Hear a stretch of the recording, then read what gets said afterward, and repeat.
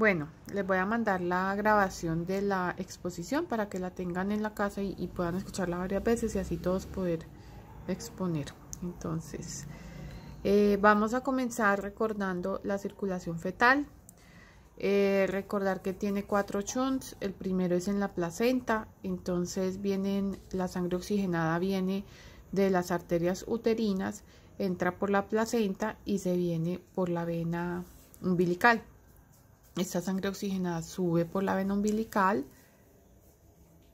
y acá se divide hacia el hígado una parte y la otra parte se va a la vena cava inferior. Acá se forma el otro shunt, que es el ductus venoso. Una vez pasa a la cava inferior, ella, como reduce su calibre, entra con mucha fuerza, aumenta su intensidad y entra a la aurícula derecha.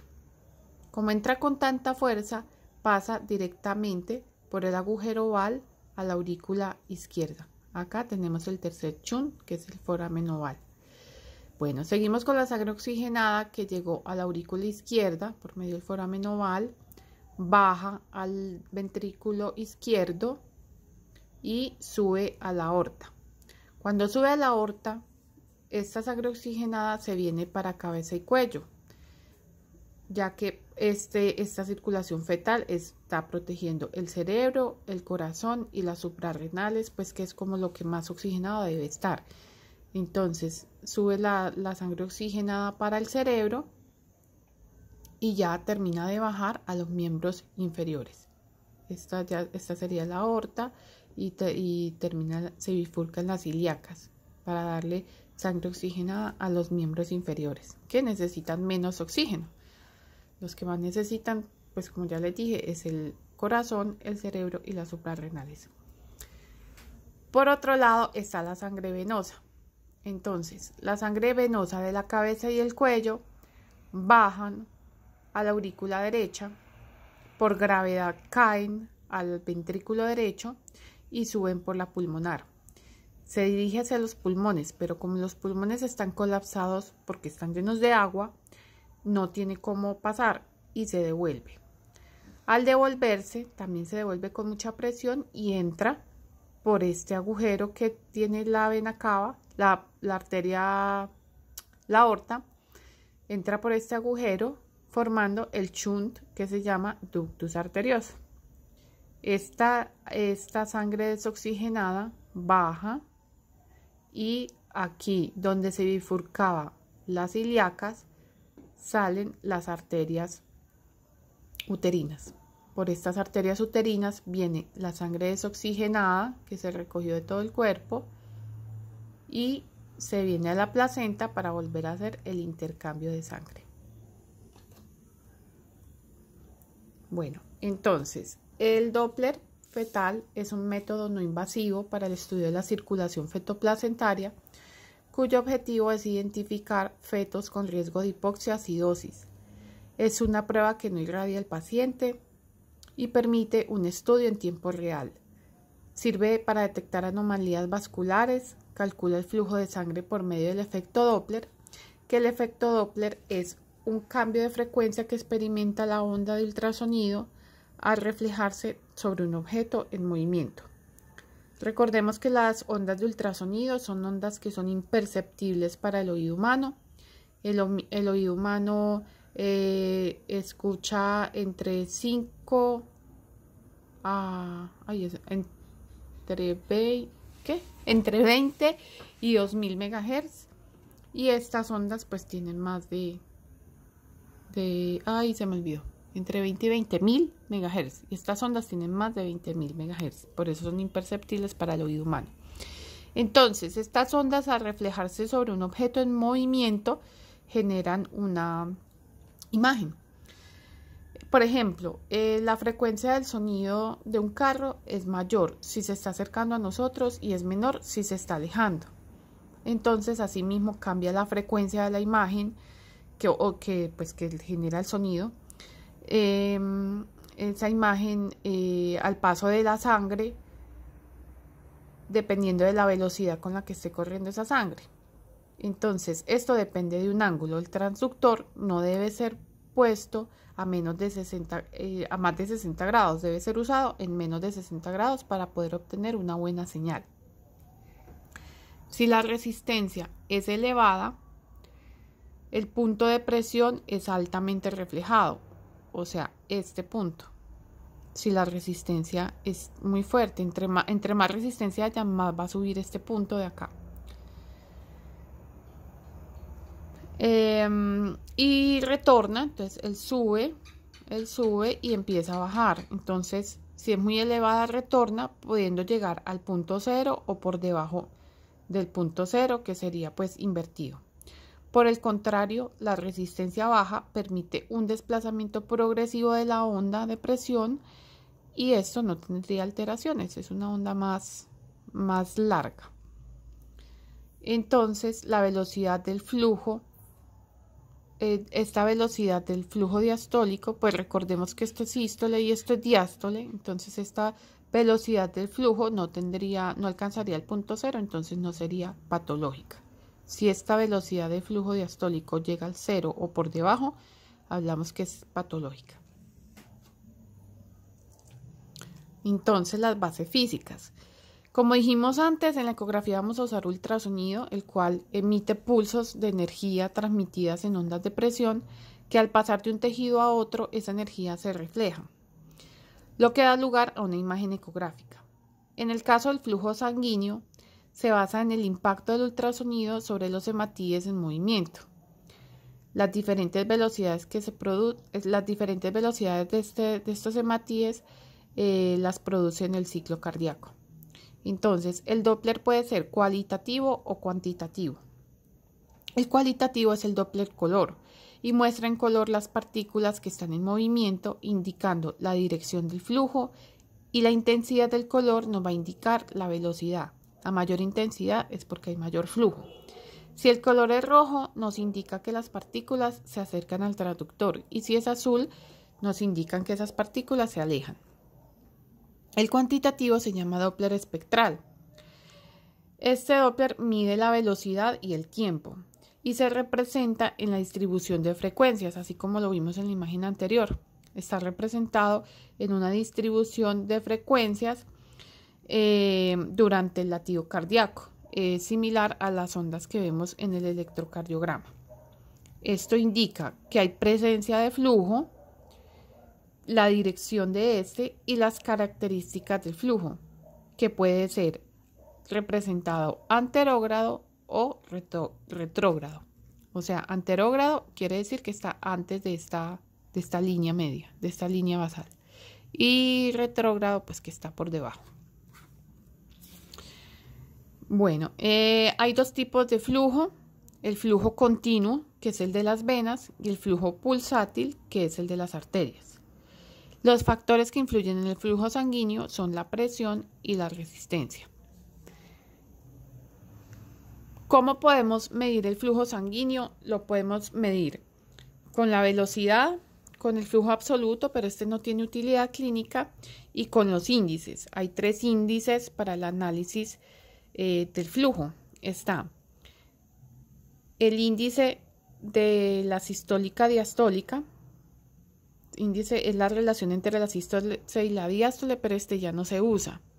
Se dejó de usar porque si esta diástole bajaba a 0, pues esta división nos iba a dar 0, entonces no nos iba a dar ningún índice. El índice de resistencia ya tampoco se usa mucho en ecografía porque pasa lo mismo. Como estamos utilizando esta medida, al ir a 0 no nos va a dar el índice como tal. O sea, lo usan poco. Sí se usa, pero lo usan muy poco. El que se usa más es el índice de pulsatilidad. Este es el principal en la exploración. Actualmente pues es el único que se utiliza. Evalúa la relación entre el funcionamiento cardíaco y la resistencia periférica. Un valor alto nos indica que hay mucha resistencia, mayor resistencia, un índice de pulsatilidad alto.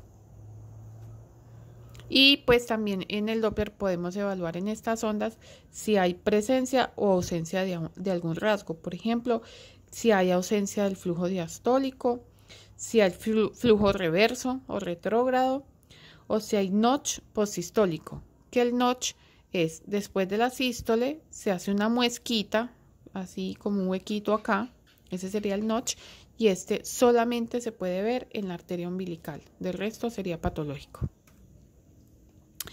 Bueno, entonces las indicaciones en obstetricia, tenemos muchas indicaciones para hacer un Doppler, pero pues estas son algunas con las que lo podemos usar. En el estudio de la fisiología fetal, para comprobar que la circulación se esté dando correctamente con una oxigenación adecuada, todo el funcionamiento pues de la circulación esté bien. En restricción de crecimiento intrauterino, inicialmente no se detectan cambios en el Doppler debido a la compensación, pero luego ocurren una serie de cambios que pueden alterar todo el resultado aproximándonos a la causa de esta restricción, por ejemplo si es por hipoxia. En la anemia fetal, por ejemplo, en inmunización, que es una de las causas más frecuentes de la anemia fetal, se asocia a un estado de hiperdinamia circulatoria, con aumento del gasto cardíaco y disminución de la viscosidad sanguínea. Esta prueba permite el diagnóstico además de anemia fetal debido a otras etiologías y evita procedimientos invasivos innecesarios y por tanto disminuye la morbilidad y la mortalidad perinatal.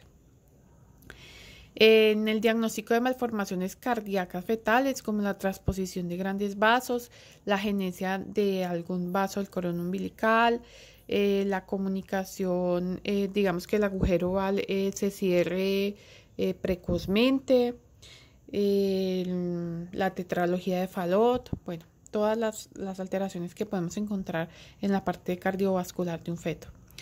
En la gestación múltiple, pues la gestación múltiple tiene mayor riesgo de complicaciones como el síndrome de transfusión feto-fetal, en donde se encuentra un flujo diastólico reverso en la onda A.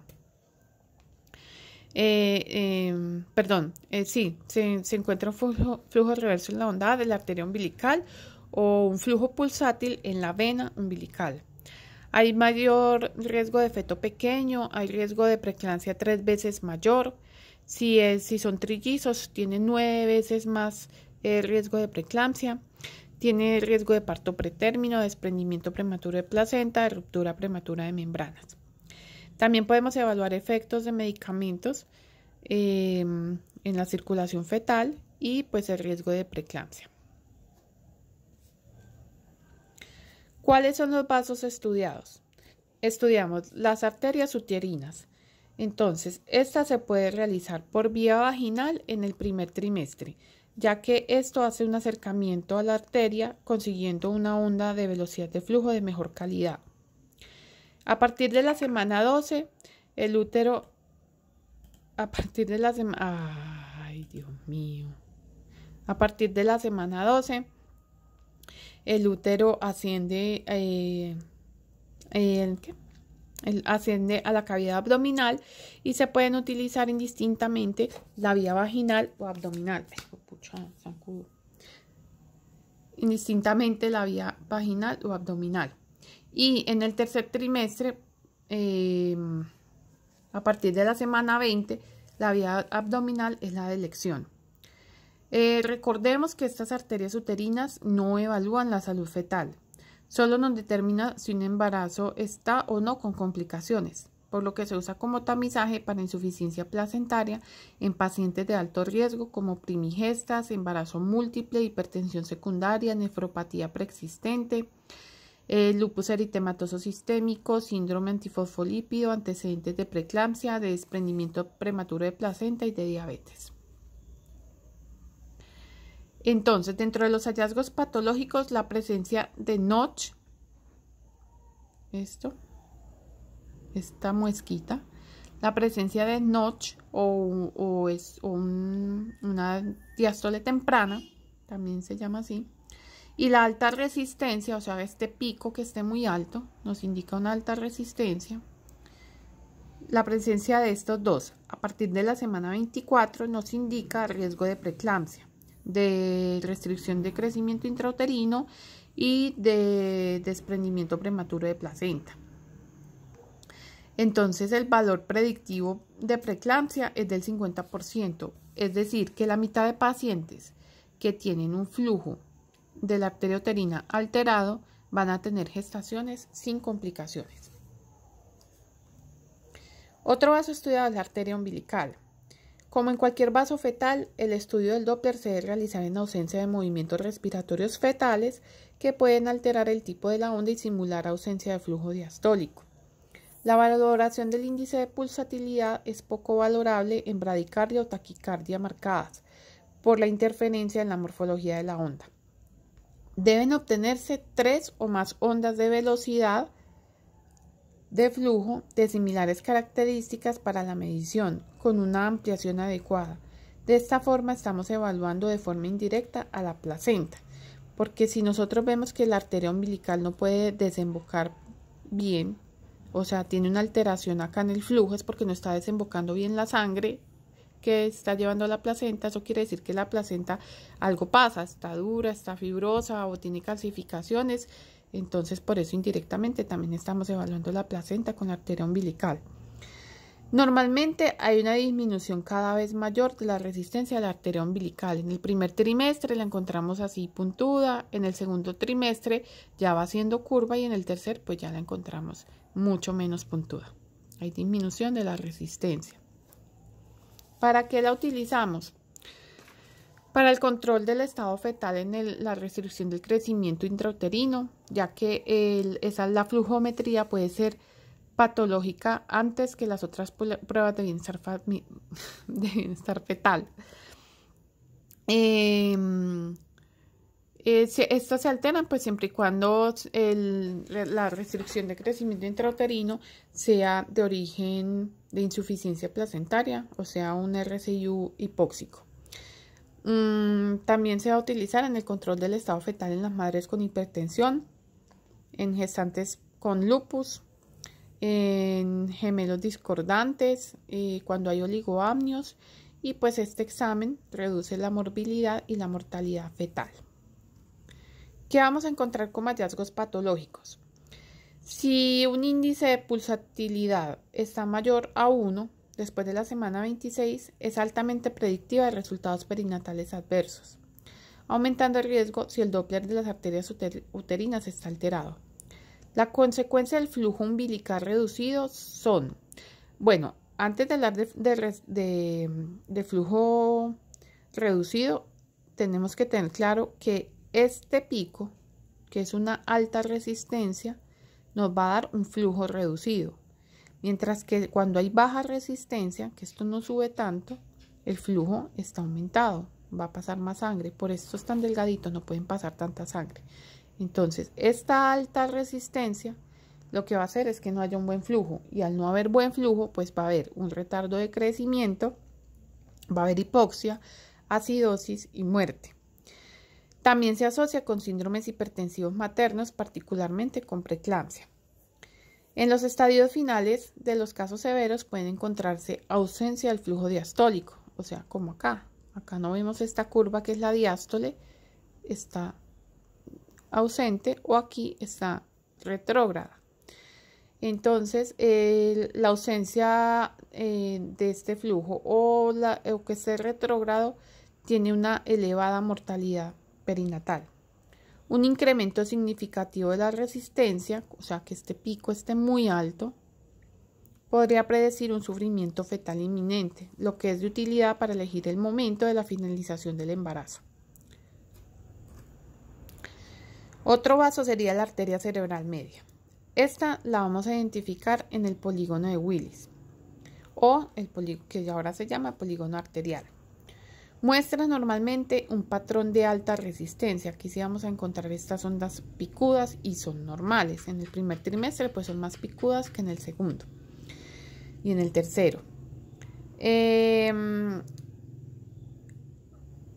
más? En el caso de la hipoxia fetal se produce un mecanismo de adaptación circulatoria que prioriza la circulación cerebral, la del miocardio y la de suprarrenales, provocando vasoconstricción en la periferia, o sea, en los riñones, en la piel, en el tubo digestivo, los músculos y los pulmones. A esto se le llama efecto brain-sparing. La arteria cerebral media es un marcador de anemia fetal, en donde la velocidad sistólica de la sangre aumenta por disminución de los eritrocitos. ¿Qué vamos a encontrar como hallazgo patológico? Pues dependiendo si tenemos un índice de pulsatilidad bajo o si lo tenemos alto. Si lo tenemos bajo, pues nos indica anemia fetal, protección cerebral, o sea, lo que hablábamos ahorita del síndrome de brain spotting. El estudio realizado después de una contracción, el aumento de la frecuencia cardíaca fetal, una hipoxemia y una acidemia. Si la encontramos alta, entonces es porque hay contracciones uterinas, hay disminución de la frecuencia cardíaca, oligoamnios, compresión de la cabeza fetal, hipoxemia y acidemia, pero mantenidas. Bueno, otro de los vasos estudiados será el ductus venoso. Este ductus venoso es útil en dos situaciones: para la monitorización de la hipoxia fetal, principal marcador agudo para predecir el alto riesgo de mortalidad a corto plazo, y la detección de la falla cardíaca, que detecta con gran sensibilidad la presencia del fallo diastólico con aumento de la presión intraauricular. Morfológicamente está compuesta por tres ondas: la S, la D y la A. La S es el pico de máxima velocidad o sístole ventricular. La D es el segundo pico o diástole precoz. Y la A es la velocidad mínima o sístole auricular. Dentro de los hallazgos patológicos, pues vamos a mirar la onda A. Si se encuentra inversa en el primer trimestre, se ha asociado con cromosomopatía o defecto cardíaco fetal. La ausencia de este pico o su inversión refleja disfunción cardíaca fetal y está relacionado con el desarrollo de acidemia y fallo cardíaco inminente, mortalidad perinatal en forma independiente de la edad gestacional, con un riesgo entre el 40 y el 100%. Debido a esto, cuando esta alteración está presente, se considera suficiente para recomendar la interrupción independientemente de la edad gestacional. Si no es posible estudiar el ductus venoso, se puede estudiar la vena umbilical, la cual es patológica si se encuentra pulsátil. Recordemos que las venas son de flujo continuo. Sin embargo, pues no se usa de rutina estudiar la vena umbilical. Antes sí, hasta hace poco se usaba, pero ya en las nuevas guías hablan de no usar la vena umbilical, ya que no ha mostrado una buena reproducción de la imagen. La clasificación, pues el Doppler, según la restricción de crecimiento intrauterino por Doppler, entonces se va a clasificar tipo 1, tipo 2, tipo 3, tipo 4 y tipo 5. El tipo 1, sin signos sugestivos, bueno, eso ya es leer la diapositiva tal cual. Eso sí las copié tal cual, las clasificaciones. Tipo 1, tipo 2, habla el manejo de cada tipo. Tipo 2 y muchas gracias.